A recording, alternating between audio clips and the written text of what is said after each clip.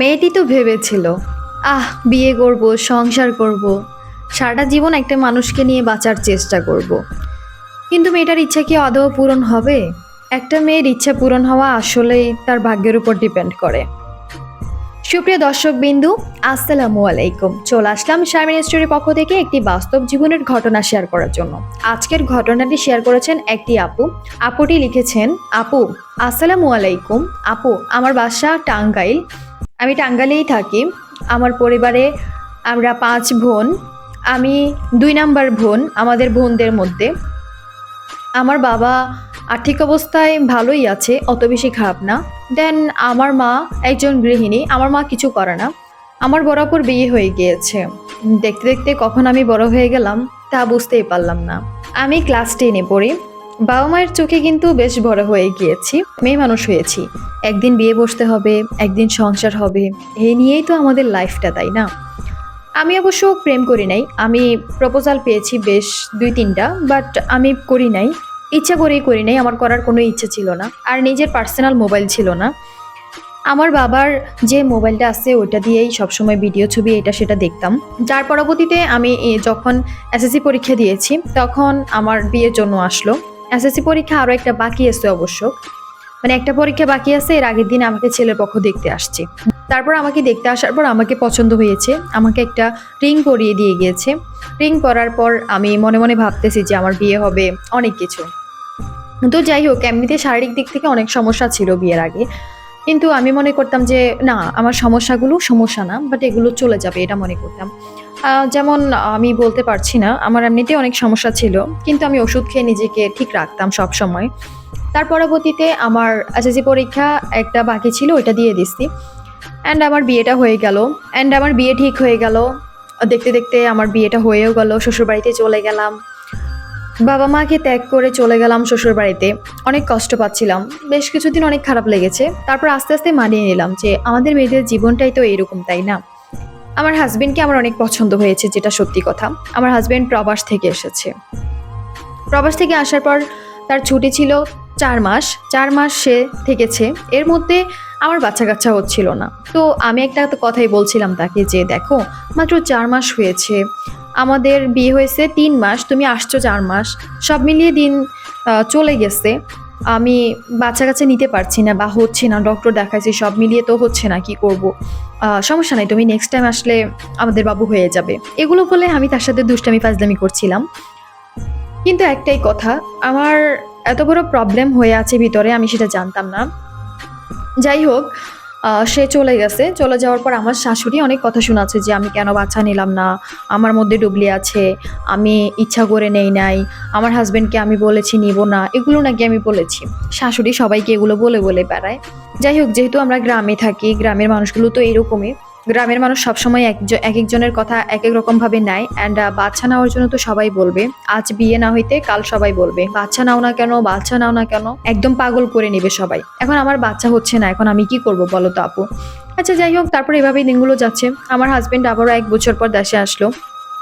দেশে আসার পর প্রায় ২ মাস চলে গেছে। ২ মাস চলে যাওয়ার পর আমার হাজবেন্ড তো এবার অনেকটাই আমার উপর ক্ষেপে গেছে যে আমার মধ্যে কোনো শয়তানি আছে কিনা। তারপর আমি তাকে অনেক কসম কেটে, অনেক কষ্টে আমি তাকে বিলিভ করাচ্ছি যে আমার কোনো সমস্যা নাই। ২ জন ডক্টরের কাছে গেলাম, দেন পরীক্ষা নিরীক্ষা করালাম, দেন কোনো কিছু উঠে নাই। তার পরবর্তীতে কবিরাজের কাছে গেলাম। কবিরাজ অনেক ওষুধ টষুধ অনেক কিছু দিয়েছে, হয় নাই। এরপর আমাকে ঢাকায় নিয়ে গিয়েছে। ঢাকায় নিয়ে যাওয়ার পর আমাকে ট্রিটমেন্ট করাইছে, অনেক পরীক্ষা নিরীক্ষা করাইছে, আলতা করাইছে। আমার বাচ্চাদানির মধ্যে একটা বড় সমস্যা আছে। দেন আমার বাচ্চা হবে না। ডক্টর বলে দিয়েছে যে আমার মধ্যে সমস্যা, আমার বাচ্চা হবে না। অনেক বড় একটা সমস্যা যে আমার বাচ্চা হবে না। এটা যখন আমি শুনতে পারলাম তখন আমার অনেক বেশি খারাপ লাগতেছে যে ছোট কাল থেকে খুব খুঁটিনাটি কিছু বিষয় খেয়াল করে আসলাম না। দেন এখন এত বড় প্রবলেম হয়ে গেল। এবার কি আমার হাজবেন্ডের বাড়িতে ভাত কি কপালে আছে নাকি নাই সেটাও বুঝতে পারছিলাম না। ঢাকায় থেকে আসতেছিলাম আর কান্না করতেছিলাম। আর ভাবতেছিলাম যে মনে হয় আমার ডিভোর্সটা হয়ে যাবে। অনেক কান্না করতেছিলাম। বাসায় আসার পর আমার হাজবেন্ড কিছু বলতেছে না, আমাকে বলতেছে যে ফ্রেশ ট্রেশ হয়ে খাওয়া দাওয়া করে নাও। খাওয়া দাওয়া করে নিলাম। তারপর আমাকে বলতেছে চলো তোমার বাবার বাড়িতে যাব। মনে মনে ভাবতেছিলাম কি হবে আল্লাহই জানে। তারপর আমাকে আমার হাজবেন্ড নিয়ে গেল। নিয়ে যাওয়ার পর বাবা মায়ের সাথে কথাবার্তা বললাম, বলার পর রুমে ঢুকলাম। ঢুকে আমি তাকে জড়িয়ে ধরে একটা কথাই বলছি, আমাকে প্লিজ ছেড়ে যেও না, আমি তোমার সাথে থাকতে চাই। ও কিছু বলছে না আমাকে, ও চুপ করে আছে। আমি ওকে বলতেছি, প্লিজ আমাকে ছেড়ে যেও না, আমি তোমার সাথে থাকতে চাই, তোমার ঘরে থাকতে চাই। তুমি প্রয়োজন আমাকে রেখে অন্য একটা মেয়েকে বিয়ে করো, প্রয়োজন আমরা দুজনে একসাথে সংসার করব। ওর একটা বাচ্চা হবে, অনেক ভালো হবে। আমি থাকবো তোমার সাথে, অনেক ভালো হবে না বলো?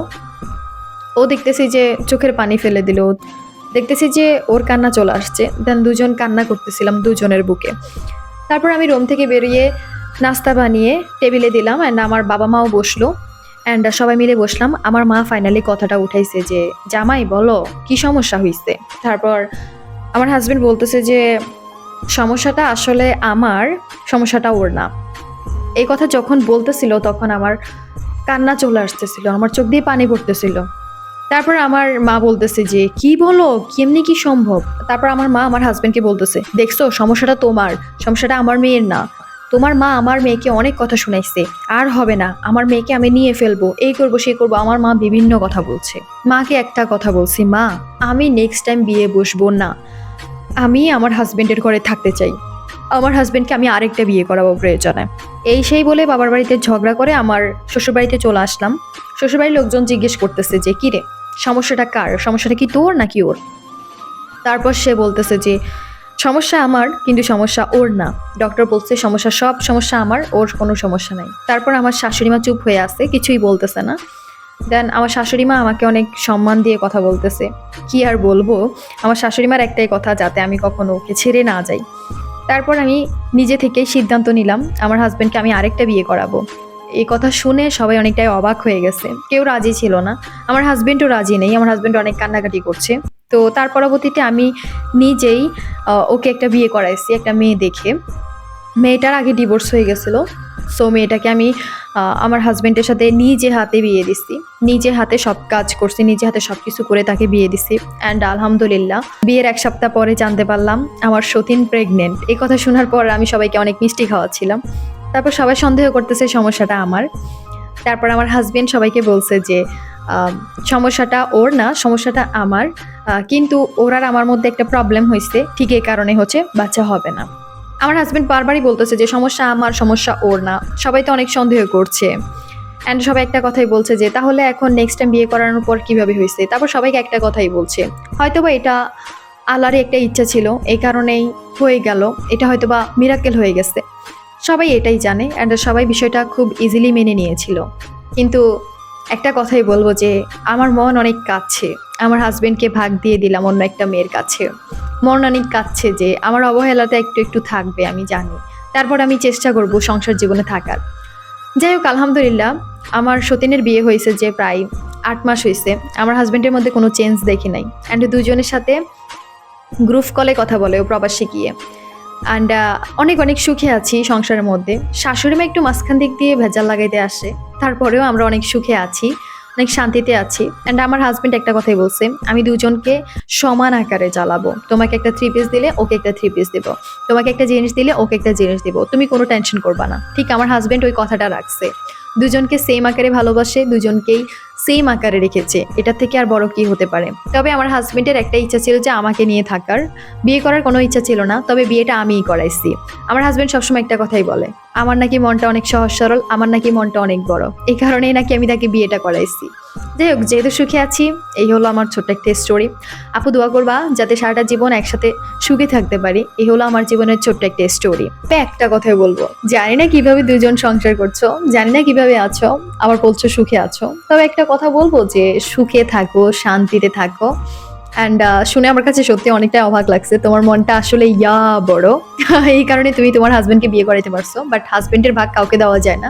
তবে এটাও তো মানতে হয় যে তোমার জীবনে কখনো কোনো দিন বাচ্চা হবে না, এই কারণেই তো তুমি বিয়েটা করাইছো, না হলে তো করাইতা না, তাই না? যাই হোক, অনেক অনেক সুখে থাকো। অ্যান্ড আপনাদের সবাইকে একটাই রিকোয়েস্ট করবো, ছোট্ট করে একটা কমেন্ট করে যাবা আজকের এই স্টোরিটির সম্বন্ধে, অ্যান্ড আপুটির উদ্দেশ্যে বিশেষ করে। সবাই ভালো থাকবা, সুস্থ থাকবা। আল্লাহ হাফেজ।